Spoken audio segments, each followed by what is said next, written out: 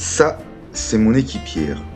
Déjà plusieurs milliers de milles dans les pattes, rares sont les aventures où elle n'est pas présente, sur terre comme en mer. Ici, au milieu du golfe de Gascogne, elle découvre les dauphins de très près, parce que dans les Pertus charentais, on n'a pas souvent l'occasion de les croiser.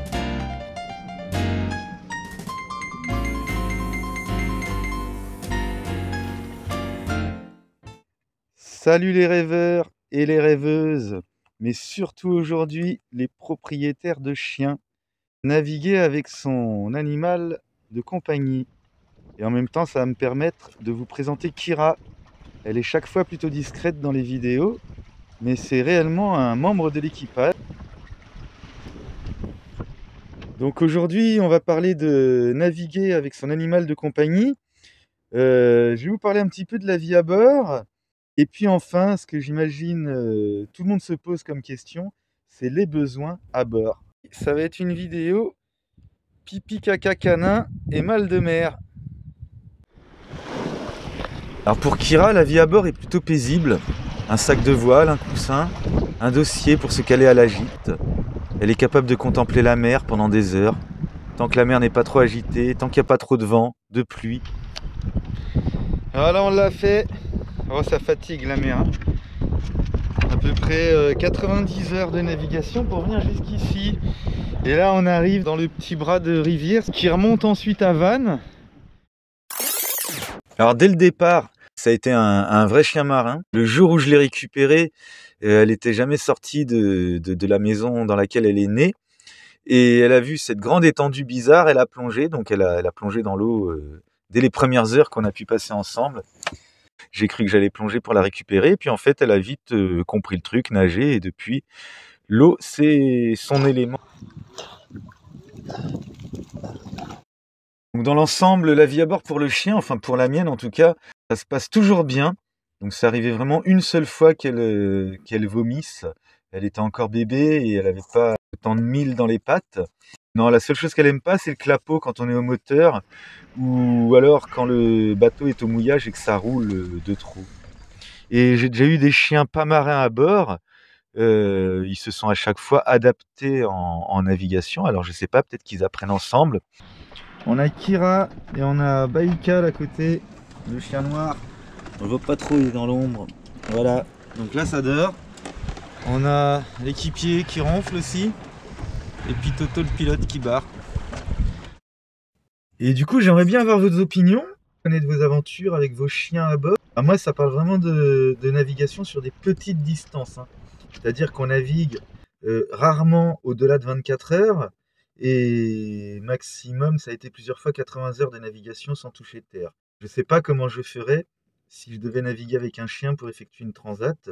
Je serais bien content d'avoir votre retour dans les commentaires.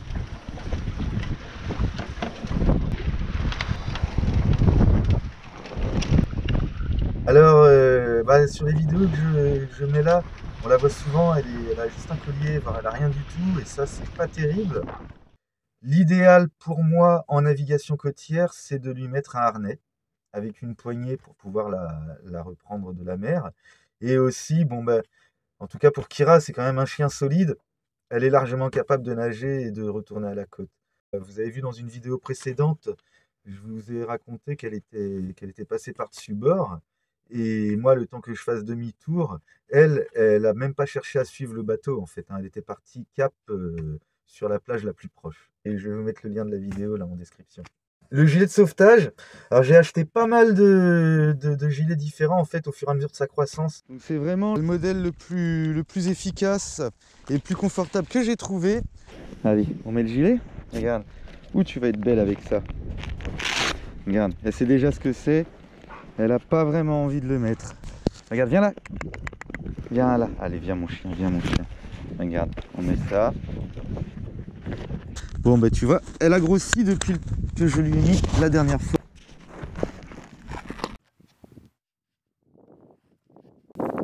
Viens mon chien. Bon, je vais vite lui enlever. Allez, libre. Alors, pour le gilet de sauvetage, pourquoi je ne lui laisse pas souvent le gilet de sauvetage en navigation? C'est parce que tout simplement, ça lui limite trop ses mouvements. Elle se sent pas bien, elle n'arrive pas à se coucher correctement. Et même à la mer pour nager, elle est bien plus à l'aise avec son harnais. Puis quand il y a trop de mer, elle est à l'intérieur. Les chiens, c'est comme les humains. J'imagine que tu as sûrement un équipier ou une équipière qui a du mal à faire pipi quand il ou elle est à bord. Mais pour les chiens, c'est pareil. Pour Kira, quand on est au près, qu'on est un petit peu à la gîte et que la mer est formée, c'est vraiment pas évident. Quand c'est des longues naves, je suis obligé de l'emmener à la laisse à l'avant du bateau. Donc elle fait ses besoins au niveau de la baille de mouillage. Entre la baille de mouillage et le hublot, c'est pas évident sur un petit bateau à trouver une position stable et confortable quand on vit à quatre pattes.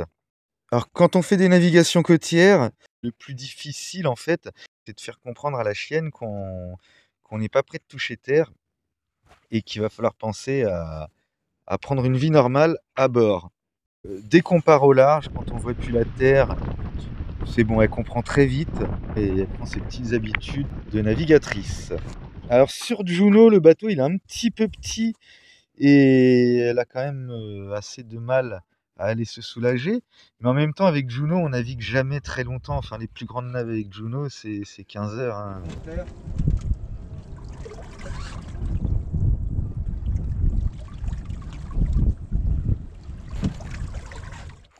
Alors ça, c'est la seule vérité qui est générale pour tous les chiens, c'est que plus le bateau est grand et plus pour le chien c'est confortable d'aller se soulager à l'avant.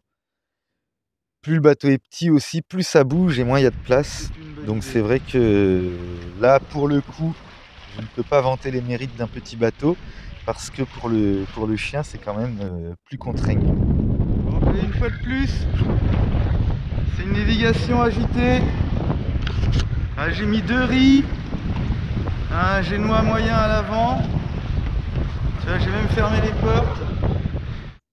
Donc malgré ces 2-3 petits détails et cette nécessité d'adaptation à chaque navigation, finalement naviguer avec un chien, c'est pas pire que d'habiter en haut d'un immeuble en pleine ville et d'avoir un chien citadin, quoi. Je pense que le chien marin, il est peinard à côté du chien citadin et voilà, il peut se soulager quand il veut. Donc au final, je dirais même que c'est moins contraignant que les longs voyages en voiture ou en camion. Parce que dans le bateau, pendant que tu navigues, tu peux absolument mener une vie normale. Et du coup, c'est complètement différent que de passer 10 heures assis dans un véhicule à rouler d'un point à un autre. Donc on va terminer par une petite anecdote bien rigolote ou pas. Mais il a bien fallu lui expliquer et lui apprendre à trouver son endroit sur le bateau. J'ai fait moi aussi mes besoins à l'avant du bateau. Enfin, j'ai fait pipi seulement, hein, histoire de lui montrer l'exemple. Et même si on navigue sur les bateaux copains, eh bien, elle connaît ce fonctionnement. Et bien, sur ces notes très poétiques de déjection canine, j'espère que la vidéo aura répondu à certaines de vos questions. Et puis surtout, si ça peut vous rassurer d'emmener votre animal de compagnie à bord, eh bien vous verrez que l'expérience est plutôt sympathique. Et à noter, j'ai une voisine de ponton qui a un chihuahua qui vit et qui navigue à son bord. Et le chihuahua, il n'a pas l'air malheureux. Hop là, en direct, on a pêché un mulet sans le vouloir. Bon bah celui-là, il va passer dans l'assiette. Excellent, excellent. Je m'y attendais pas du tout. Je viens d'allumer la caméra.